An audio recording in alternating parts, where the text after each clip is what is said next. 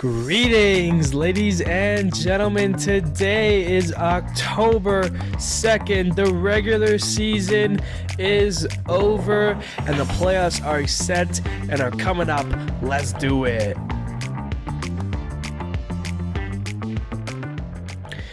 Hello, everybody. My name is Steven. This is the middle of the order. It is Monday. It is October, and it is the end of the regular season. 162 games up, 162 games down, and the only thing that remains is a month full of postseason baseball action.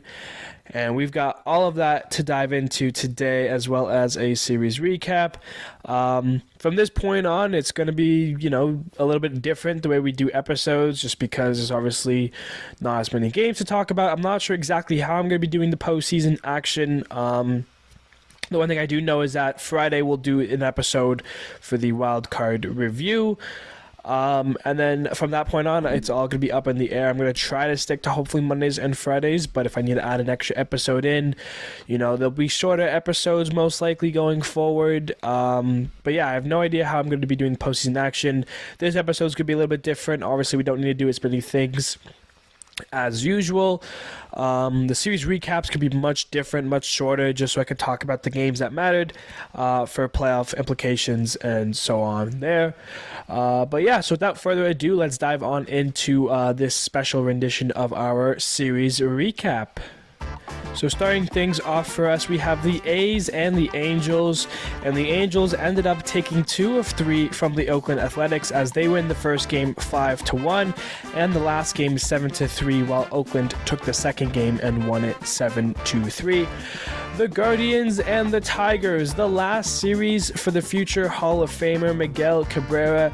He went 3 for 4 in his first game here, but the Tigers did end up losing it to the Guardians 7-5. In the second game, Miggy went 1 for 4 with a sac fly for an RBI and scored a run, his last RBI and run in the big leagues ever. The Tigers evened the series and win it 8-0. And in his last game ever, the fans of Detroit went all out. Miggy went 0 for 3 with a walk, but he got to play first one last time, fielded a ground ball for an out, and then came off the field one last time. It was a wonderful game in Cabrera Park, a beautiful job by the fans and the staff there. They all held up playing cards, and kind of like the whole fans was like Miguel Cabrera, had some of his milestones, and what a career he has had. We say goodbye to the legend as he left the game. The Tigers won it and took the game with a win for him as they win it 5-2.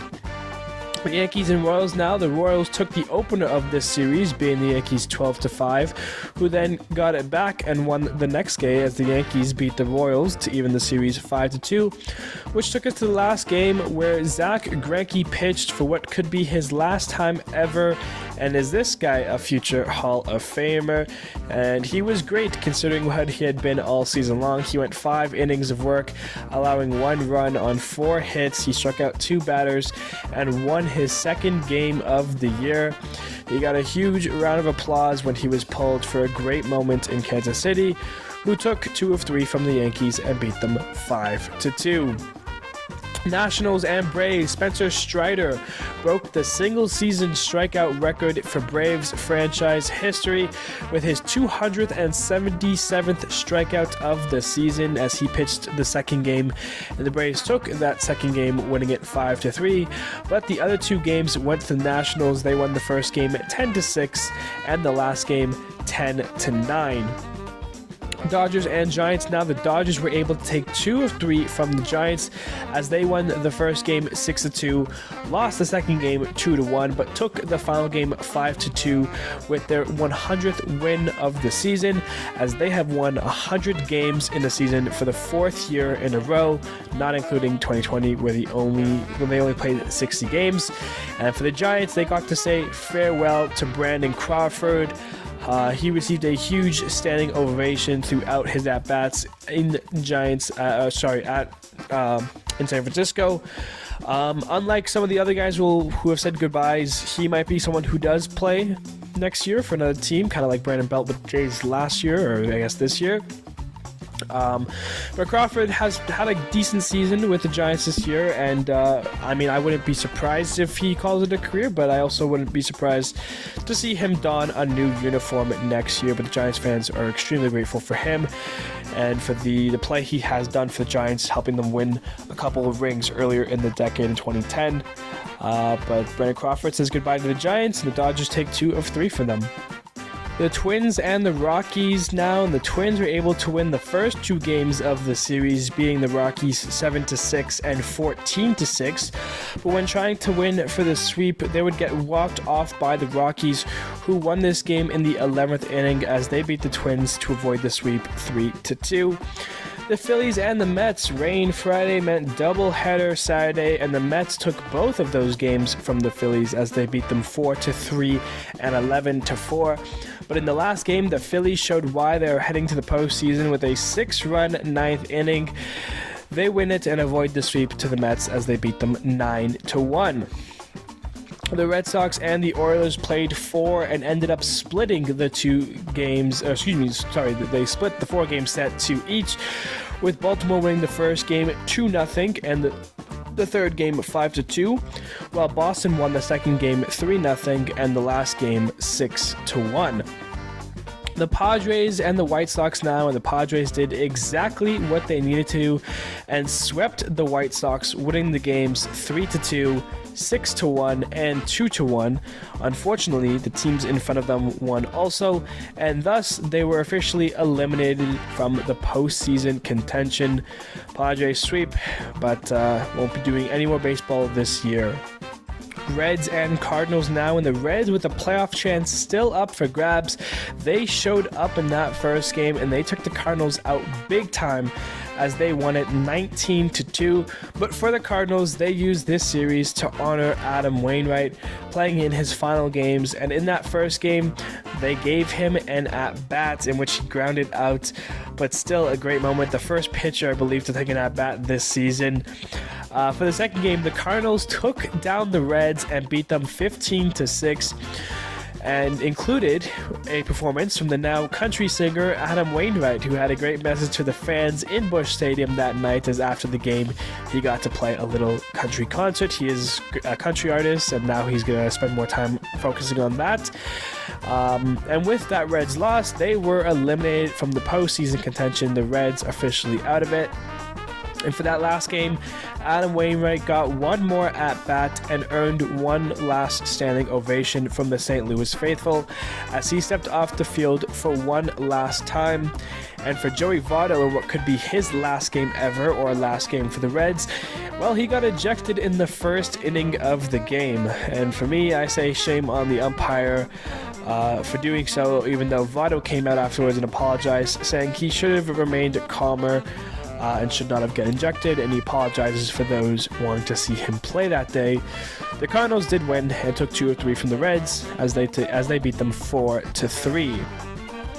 Cubs and Brewers now, and the Cubs fighting for postseason would have to do so versus the Brewers, and down a run in the 9th inning, it's Ian Happ hitting his 21st home run of the year to keep the Cubs alive and send it to extras, where Carlos Santana walked it off for the Brewers with a double to left field.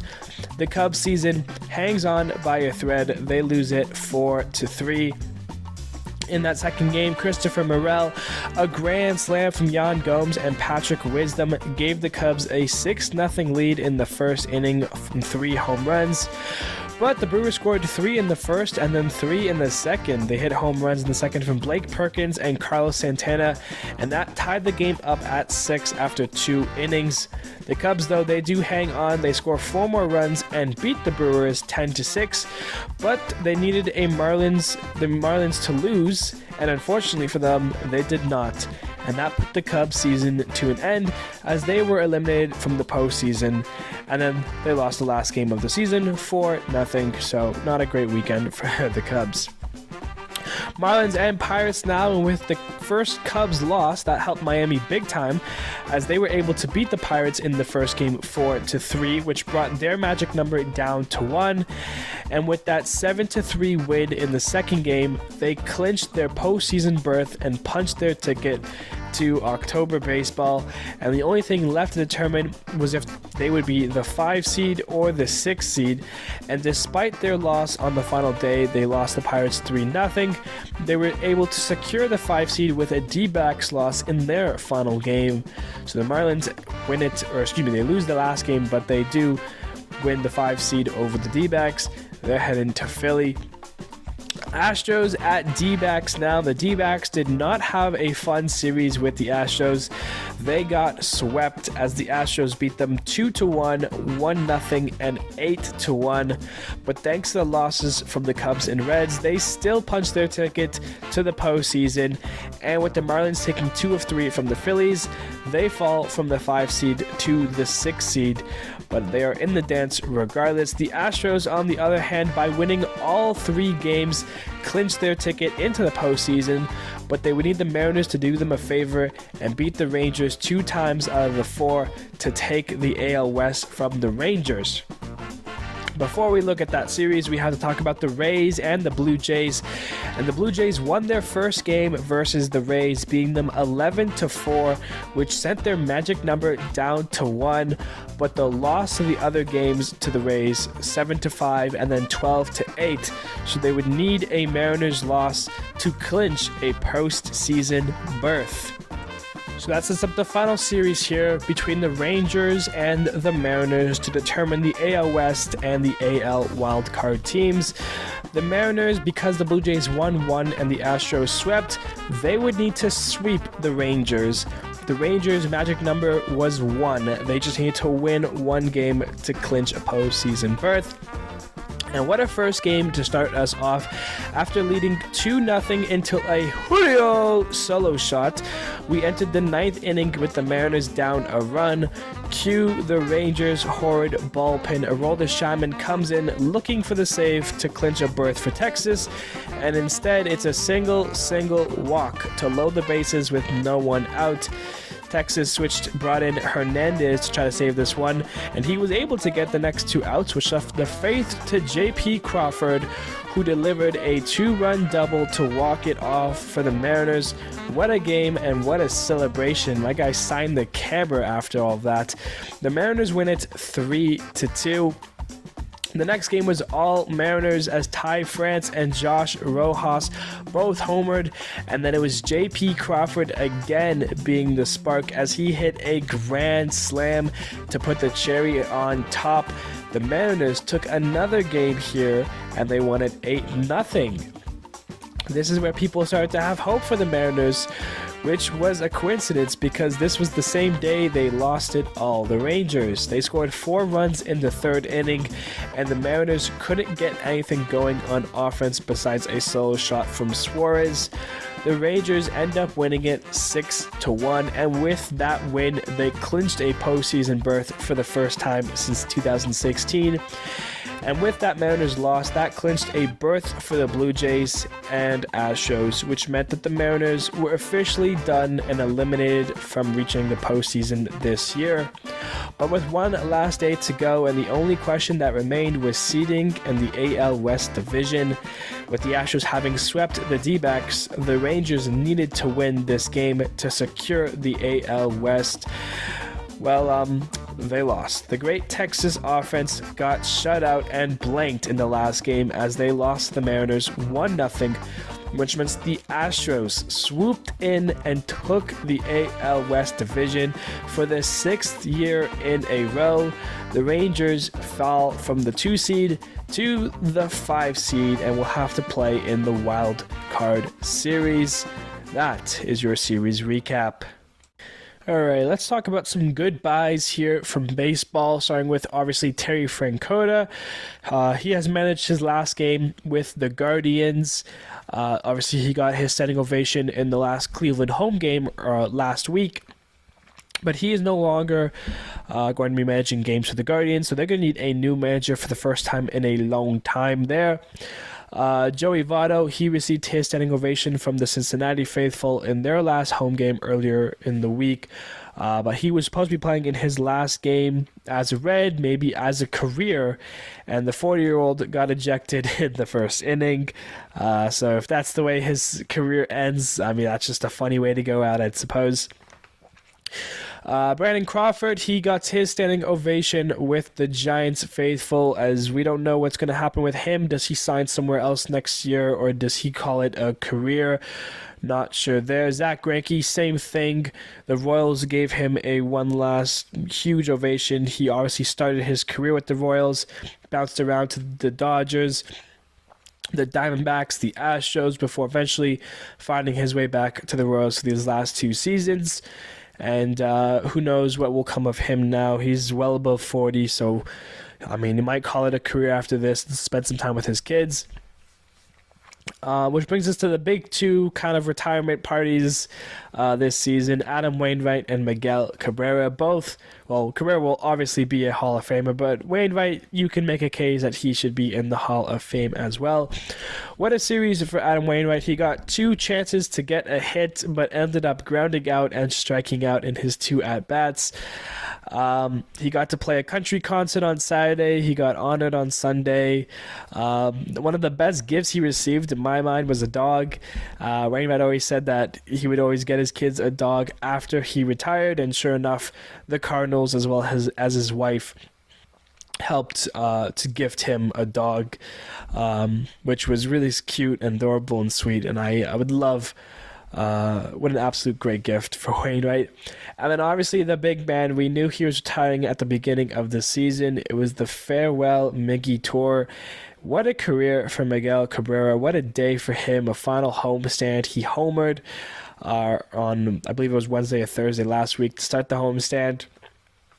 Picked up one last RBI, one last hit, one last run. He got 3 hits in the game on Friday, and just an absolute beautiful farewell for him. It was done amazingly by the Detroit Tigers organization. They did a great job to send him off in a great way. AJ Hinch took him out in the 8th inning after he made a ground ball play to first. You couldn't have written it any better. You know, he was probably going to play the inning, but because he got to make the play, they just said that's it for him. And he's the last player ever to see the Montreal Expos. Like he's lived a great, he's had a great career, and he deserves all of this, and we can't wait to see him in the Hall of Fame. Congratulations, Miguel Cabrera, on your retirement. Congratulations to all these guys as they had their final goodbyes of most likely baseball, at least for their teams. So a good weekend for these guys to have lived. We mentioned that the Guardians would need to find a new manager because of Terry's retirement, but they're not the only ones. It was announced over the weekend that the Giants have let go of Gabe Kepler as manager, and the Mets have gotten rid of Buck Showalter. So far we know that the Guardians, Mets, and Giants will all be manager hunting this offseason. Gabe Kepler has been a decent manager in his few seasons, not only with the Giants, but if we go back to the Phillies. Buck Showalter, we know his resume with Baltimore, obviously, earlier in the decades. And obviously, came back, tried to have it, and realistically did not. The Mets had a horrible season, so they let him go, and they'll find somebody else. But they have both been let go by their teams. Will they be the only ones? Probably not. I expect a couple more manager turnovers once we kind of get through postseason, but we'll have to see from that point on. We had a couple of extensions this weekend as well, starting off with Charlie Blackmon and the Rockies. They agree on a 1-year extension for $13 million. So Blackmon will get one more season with the Rockies at least.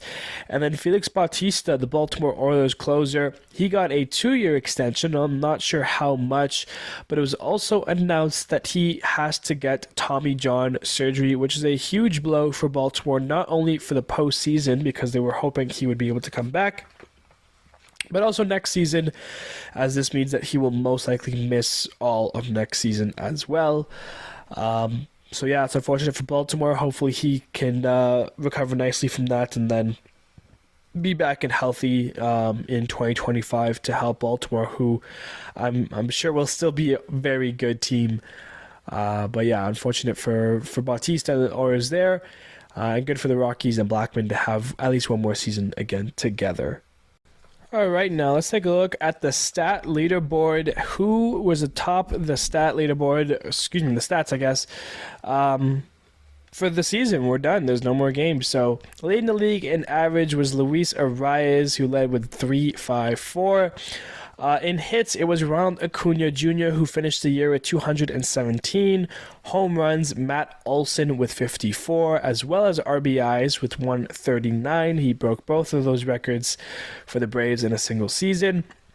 Acuna Jr. led the league in runs with 149, Soto in walks at 132, Acuna with stolen bases at 73, and then Shohei was still qualified for OPS, so he will lead that at 1.066 despite missing the last month here. The wins, Spencer Strider with 20. Dominant stuff from him. Blake Snell led the league in ERA at 2.25. Spencer Strider in Ks at 281. Don't be surprised if this guy ever hits 300 strikeouts in a season. What a year for Strider. And then lastly, leading the league in saves was Emmanuel Clase from the Guardians with 44. That is your stat leaderboard. All right, the playoffs are here. MLB postseason 2023 action starts tomorrow. And here's what we've got for you. In the AL, Baltimore has taken the 1 seed. The Houston Astros are the 2 seed. And the Minnesota Twins are the 3 seed. Those are your division winners there. Your wildcard winners in the 4 seed, the Rays. The 5 seed, the Rangers. And the 6 seed, the Blue Jays, meaning 4 are wildcard series. The 6-seeded Blue Jays are flying to Minnesota to take on the Twins, and the Rangers are heading to Tropicana Field in Tampa to take on the Rays. On the NL side of things, it's the Braves, obviously in the 1 seed. The Dodgers were the 2 seed, and the Brewers are the 3 seed. Those were your division winners. And for your wildcard winners, it was the Phillies who are in the 4 seed, the Marlins in the 5 seed, and the D-backs in the 6 seed. Meaning for the wildcard series this week, we have the Diamondbacks in the 6 seed at the Brewers for the 3 seed, and then a little division matchup between the Marlins in the 5 seed and the Phillies in the 4 seed. Those are your 12 teams in playoff contention. Those are the 12 teams with a chance to be World Series champions by the end of the month. We're going to dive into now and talk about each single one of these wild card series quick here to review them, and that would be our episode after that. So let's start and dive on in with our wild card series reviews. Let's start by talking about the Rangers at the Rays, the Texas Rangers and the Tampa Bay Rays. These games, Tuesday, Wednesday, Thursday, Tuesday, Wednesday, Thursday, will be at 3:08 Eastern Standard Time. The Rangers have won the season series 4-2 over the Rays.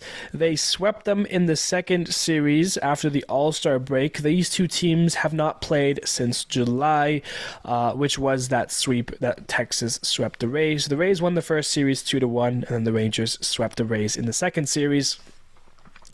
As of now, we don't know who Texas is going to be rolling out for their starters, but we do know that the Rays have announced Tyler Glasnow and Zack Eflin for their games 1 and 2 starters.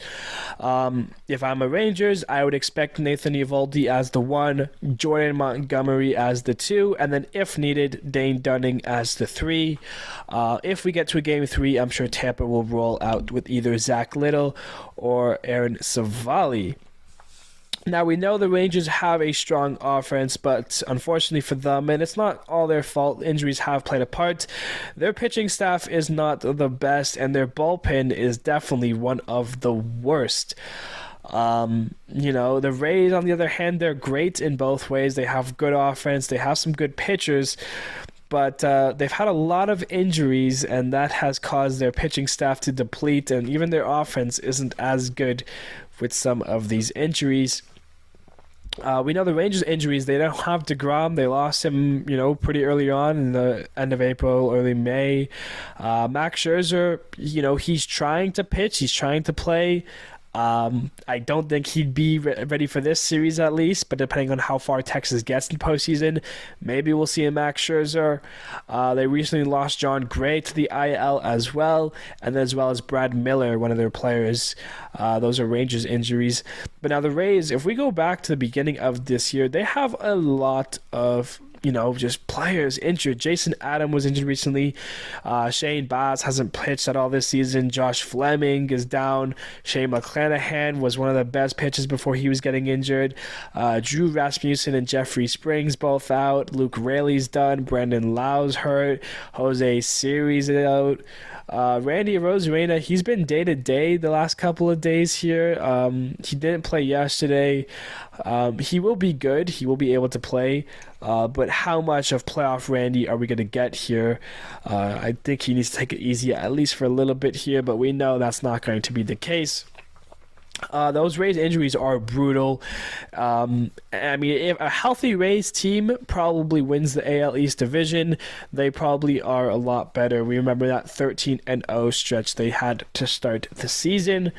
But right now, their lineup, the way they rock it out, catcher is Rene Pinto, first base, Yandy Diaz, second base, Curtis Mead, third base, Isaac Paredes, shortstop, Junior Caminero.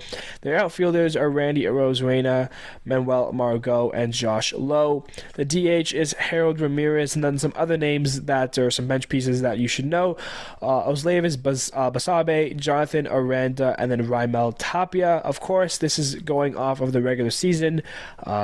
Postseason rosters have not been announced or shown yet, so we can only do so much there, but that's what I have been seeing from Tampa last couple of games here. That's the kind of lineup you should expect to see them roll out. Not the batting order, just lineup. Batting order changes throughout.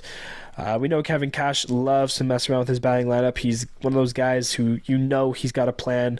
So expect Tampa to still have an edge here. For the Rangers, on the other hand, now this is a lineup that can be scary. At catcher, it's Jonah Heim. First base, Nathaniel Lau. Second baseman, Marcus Semien. Third base, Josh Young. Shortstop is Corey Seager. Their outfielders, Evan Carter. Rookie's been pretty good so far. Leody Tavares, and then Adolis Garcia. Their designated hitter, Mitch Garver. And some other names on that bench you should know, Robbie Grossman and Ezekiel Duran. All in all, this is gearing up to be a nice series here. Offensively, I think Texas definitely has it.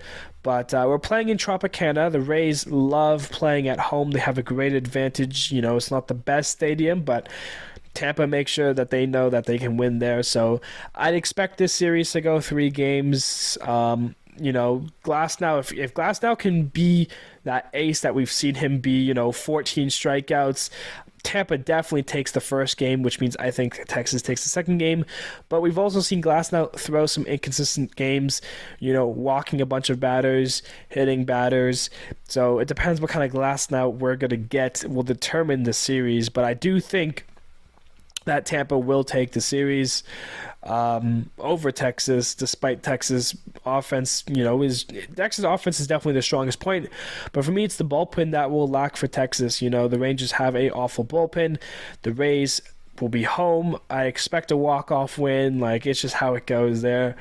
These are going to be good games regardless, though. And yeah, that's the first kind of matchup. All right, next up, we've got the Blue Jays at the Twins. These games this week will be at 4:38 Eastern Standard Time. The Blue Jays and Twins have split the season series 3 each, and they have not played since June, so a lot can happen in 3 months. Between these two teams, for the pitching matchups, the Blue Jays haven't announced any of their starters yet, while the Twins have set Pablo Lopez for Game 1 and Sonny Gray for Game 2. I'd assume Game 3, if necessary, would go to Joe Ryan.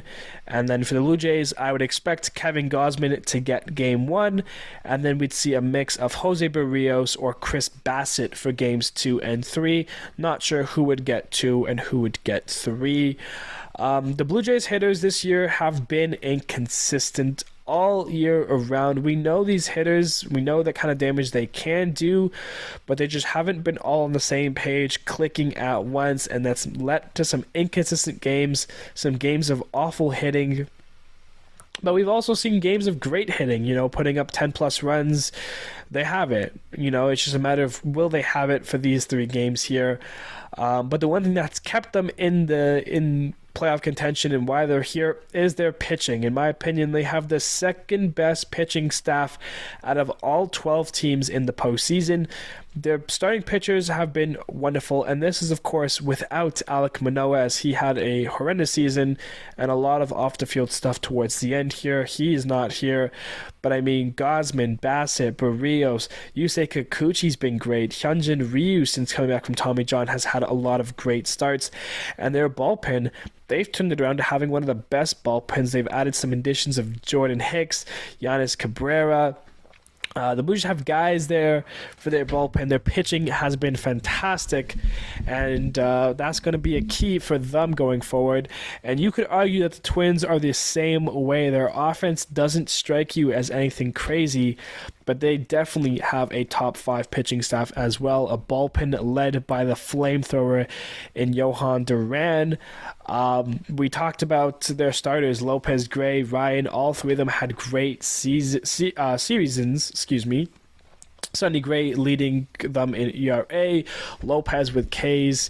Of course, we know Lopez came over from Miami at the beginning of this season for Luis Arias, and I think, both teams had won their trades essentially. It was a fair trade regardless. Twins got pitching that they needed in exchange for a batting title for the Marlins, who, they had pitches there. We'll obviously talk about the Marlins as we go along here. Some injuries that will that will cause some difference here. The Blue Jays are without Adam Simber. They've been missing him for a while now. I'm not sure if he'll be able to come back. And then obviously Danny Jansen is not going to be around. He's been a big piece for the Blue Jays in terms of clutch. But the Twins, they're a little bit more bruised up. Tyler Mahle, remember, he was set for Tommy John back in May. He is not here. Carlos Correa, he should be good to go. He hasn't played it. He's been struggling with that injury going back to beginning of September. He should be good, and he should be in the game, the lineup for Game 1. Some other guys, Royce Lewis is not going to be here. Nick Gordon is out. Joey Gallo is out. Byron Buxton is out. They were hoping Buxton might be able to return, but I think that would be more for a postseason run, maybe for the division series.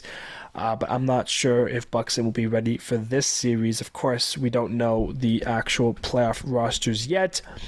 But this is the lineups that you could expect for this series, starting off with the Blue Jays. Catcher, Alejandro Kirk. First baseman, it's Vladimir Guerrero Jr. Second baseman, Cavan Biggio. What a September he's had. He's had a great month. Third baseman, Matt Chapman. Shortstop, Bo Bichette. Their outfield core of Dalton Varsho, Kevin Kiermaier, and George Springer, with their DH being Brandon Belt. Some other names to note: All-Star Whit Merrifield, the young kid Davis Schneider, who's been slumping as of late, but had one of the hottest starts to a career you'd ever have. And of course, Santiago Espinal is there as well. Looking at the Twins, and this is where things can be a little confusing because a lot of these players play multiple positions and they've kind of been swapping them around as they need fit. Catcher, I have Ryan Jeffers. At first baseman, you could put Eduardo. I'm putting Eduardo Juli in there. Alex Kurloff, expect some time there at first base maybe. Second base, you could put Juli in here as well. I'm putting Jorge Polanco. Third baseman, Kyle Farmer. Shortstop, Carlos Correa. Their outfielders, Willie Castro, Michael A. Taylor, and Max Kepler. And then their DH, the rookie Matt Wallner, is there. Some other guys to note: Trevor Lunars, Donovan Solano, and then Christian Vasquez, as well as Alex Kurloff. It's a good series here. Obviously, the Twins haven't won a playoff game since 2005.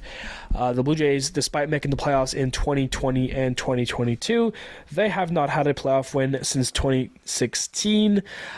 This kind of core of Vladdy and Bichette and all of them still looking for their first playoff win, and they're hoping to find it against the Twins. Two teams who have been not, winning games. They choke games, they lose games. We recall, the Twins the last couple of years, all the times they've lost to teams like the Astros and the Yankees. It's been tough climbing for the Twins, and the Blue Jays obviously have always run into issues with Tampa Bay and Seattle in the last couple of years. But one of these teams is going to have to win, is going to have to face Houston. And I do think the Blue Jays have it. I think their pitching, is better than the Twins. The pitching is going to be where it's at. I wouldn't expect a lot of runs in this series. Take the unders if you're a better. But, the Blue Jays offense could go, they just need to click it and have some consistency. If they can, I think the Blue Jays run away with this series. But I do think the Blue Jays are going to win this series over the Twins. But that is your other AL wildcard game there. Now we switch to the NL side, and we start with the D-backs at the Brewers. These games this week happening at 7:08 Eastern Standard Time. The D-backs, despite being the lower seed, they've won the season series over the Brewers 4-2. But like the Blue Jays and Twins, they have not seen each other since June, or early on in June as well. In terms of pitching matchups, the first game is set. The D-backs are going with their rookie Brandon Pfaadt to go up against the Brewers ace for the last couple of years, Corbin Burnes. Game 2 and 3 are still TBD, but I would expect Zack Gallen and Merrill Kelly for the Diamondbacks, and then Brandon Woodruff and Freddie Peralta for the Brewers. The Brewers don't have that explosive offense, but they do have the best pitching staff out of the 12 teams in playoffs. When your 1, 2, 3 is Corbin Burnes, Brandon Woodruff, and Freddie Peralta, these are all guys who are ones on any other team almost. These are elite pitchers. And that bullpen is wonderful with the mastery art of Devin Williams in the back end to close up games. It's going to be more so the Brewers' offense. That's what determines how far the Brewers go in a postseason run here. The Diamondbacks have some names in the offense that they've kind of established this season, but it's the pitching that does worry me, after Zack Gallen. Zack Gallen is a stud. He is an ace. Obviously he can get hit up, beat around in a start or two, but all in all, Zack Gallen is a top 5, NL pitcher for the last 2-3 years now. So I'd expect Zack Gallen to get second game, and that be the game the Diamondbacks win. If they lose the game that Zack Gallen starts, this series goes to the Brewers. It's, they need one game at least, and it's going to be from Zack Gallen's start. There's not really any notable injuries that these teams have. You're getting your best, you're getting your healthy, obviously a couple bullpen pieces here or there, but, in a 3-game series, you're going to put your best guys out there regardless. In terms of the matchups you'll be facing or seeing, of course, as mentioned in the previous two, we don't know exact postseason rosters yet, but Gabriel Moreno is your Diamondbacks catcher. Christian Walker playing first base. At second base, it would be Ketel Marte. Third baseman, Evan Longoria. Shortstop, Geraldo Perdomo. The outfield consists of Corbin Carroll, Lourdes Gurriel Jr., and Alec Thomas, with your DH being Tommy Pham. Obviously, this all depends on who starts, and but there are other notable names there. You got Jake McCarthy for that outfield, Jordan Lawler, a shortstop, top prospect there, Jace Peterson, and then Emmanuel Rivera as well. Names that Corbin Carroll is going to win Rookie of the Year. Christian Walker has been one of the best first basemen in the last 2 seasons. Ketel Marte, since moving back to second base from the outfield, has been much better. Lourdes Gurriel Jr. came over from Toronto. He's having one of his best seasons of his career, as well as little Gaby Moreno there. Tommy Pham had a little bit of a resurgence from jumping to team. But, Diamondbacks names, those are guys there. But on the Brewers side of things, they've got guys there too. Catcher, William Contreras, new catcher for them this year. First baseman Carlos Santana, they got him from the Pirates earlier this season. What a pickup for them. They have second baseman Bryce Terang, third baseman Josh Donaldson, they picked up from the Yankees, I guess, off of waivers there. Shortstop Willie Adames, he's been there for a while now. Their outfielder Mark Canha, probably one of the best trade deadline acquisitions of the season. He's been fantastic as a Brewer. And then obviously you have Christian Yelich and Sal Frelick still there as well. Their designated hitter Rowdy Tellez, and not to mention some of those other names to note, Blake Perkins, Tyrone Taylor, Garrett Mitchell, and Andrew Monasterio are all guys there who might be starting a game or two. The Brewers got names, got young talent, Sal Frelick, Garrett Mitchell, Blake Perkins, Bryce Terang, all young guys who have been doing really well for the Brewers this year. You can expect any one of them in the lineup on a given day and have a great day. Obviously, the name that you know from this Brewers offense is Christian Yelich. You remember him, 2018 MVP year, 2019 second to Bellinger's MVP year. I mean, he's been very great those years, has struggled since, but this year he's kind of had a bit of a resurgence back to form, but not to his MVP levels, but he's been a good ball player. Josh Johnson, since coming over, has been okay, hit a couple home runs. But you're relying on young talent and old veterans. No one really here kind of stands out as a prime player, in like the best of their years. Yelich being the closest of that, and even he is now a few years off from his prime. It's going to come down to the Brewers pitching. I think that's what it really matters the most. Corbin Burns, Brandon Woodruff, Ray Peralta, elite trio there. As I mentioned, Zack Gallen is probably my favorite pitcher, or who I think is the best pitcher, even though he is my favorite as well, of the bunch here. I think the D-backs, if they can win that Zack Gallen start, the D-backs could win this series. Otherwise, it is the Brewers to lose. Their pitching is too good. Obviously, I think the D-backs edged them out in the offense category, but the Brewers pitching is the best, and as long as they can pitch to that, best level, I find it a hard time for the D-backs to win this series. I do think the Brewers are going to win it, regardless of the Zack Gallen win or not. The only thing would be that pushes it to Game 3, in which there is, a one-game wild card. Anyone can win it. So it's not a complete write-off, but I do think the Brewers have the advantage in this series. Now, the last wild card series for this week is between the Marlins and the Phillies, a little bit of a battle of the NL East runner-ups. These games this weekend at 8:08 Eastern Standard Time, and obviously because these are division matchups, they've played more than 6 or 7 times. They've played 13, and the Marlins have that season series win. 7 for the Marlins, 6 for the Phillies, so it is close. The last matchup they had was earlier this month, back to September.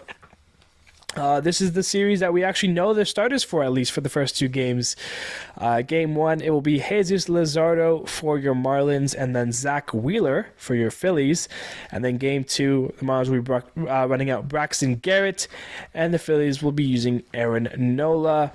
If it does end up in a Game 3, I would expect Edward Cabrera from the Marlins and then Taron Walker from the Phillies. We could also see Ranger Suarez or Michael Lorenzen, depending on how the Phillies want to play it. They have some options there.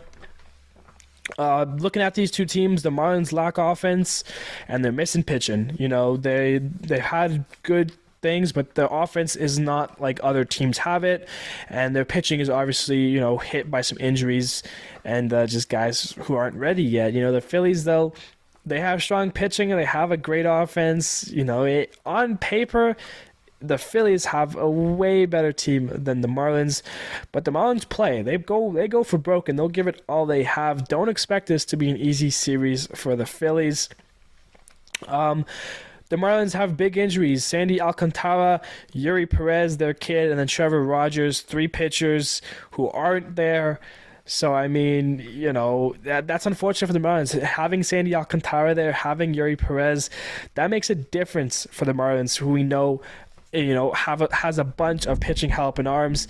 Missing those three, it's gonna be a little bit harder for them. Maybe not this series, but if they can make it past here, it will definitely show in the series versus Atlanta.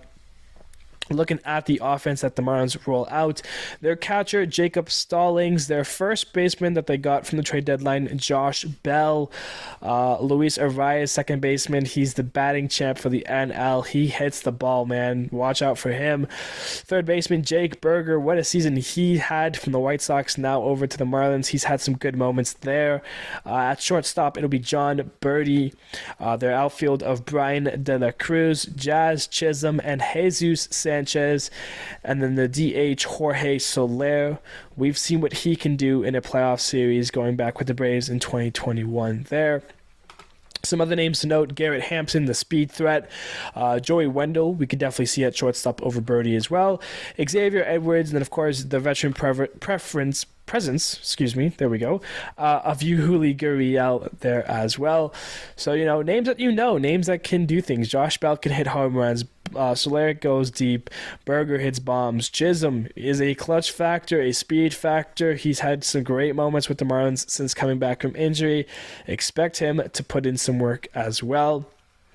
Looking over at the Phillies side, and this is where I got a little bit confused when I was doing my research here.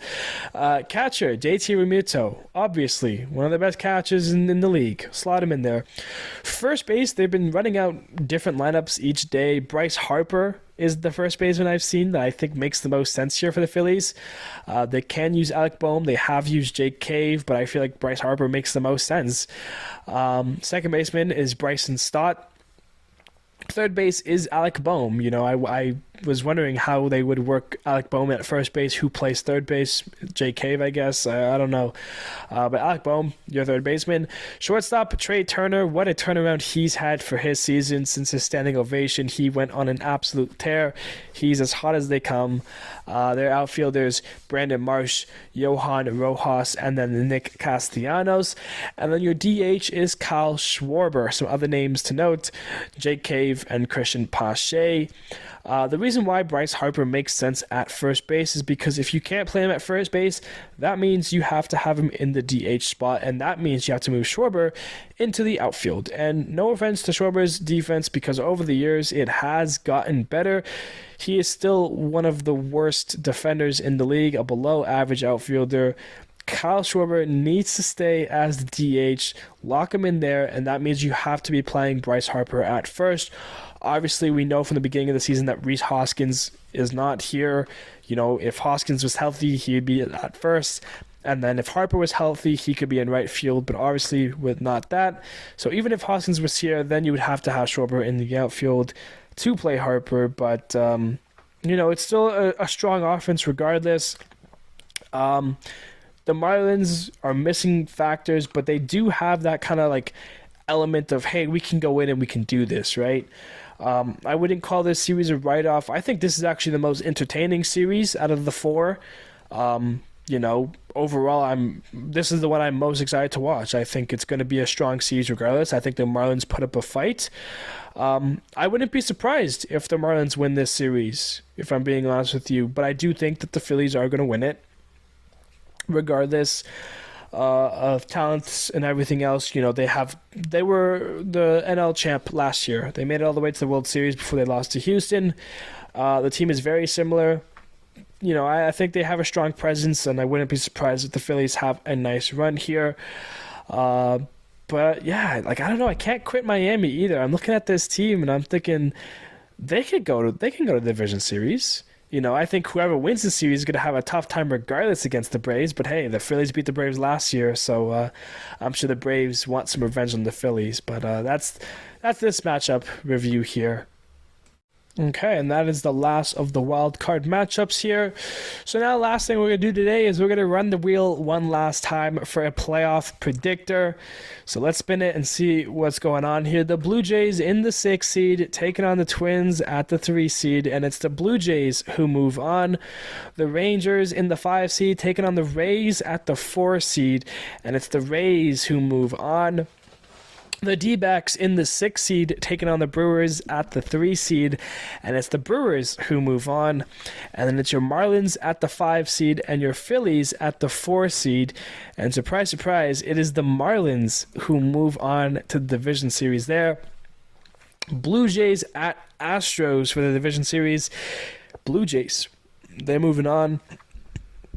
A little AL East battle here. Rays at Orioles, and it is the Oilers who move on to the championship series. The Brewers at the Dodgers, and I guess those pitchers are shoving because it's the Brewers who beat the Dodgers and head to the championship series. Marlins at Braves, a little battle of the NL East, and obviously it's the Braves who go to the championship series. So here we go. We got the AL East, the Blue Jays, and the Oilers, and it is the Blue Jays, the 6th seed, surprising everybody heading to the World Series. And then we've got the Brewers at the Braves, and of course the Braves team is too strong. They're off to the World Series. A little 1992 rematch, the Blue Jays at the Braves for the World Series. And by no one's surprise, it is the Braves who are your 2023 World Series champions. That is going to do it for our episode here today. Thank you, everybody, so much for listening. We are in playoff baseball starting today. Get ready, get excited. It all starts Tuesday with the Wildcard Series matchups. How many will go to Thursday? Find out. Watch the games if you can. And we'll be back Friday to talk about the Wildcard Series and also take a look at the Division Series. Thank you, everybody, so much. And I will see you guys on Friday.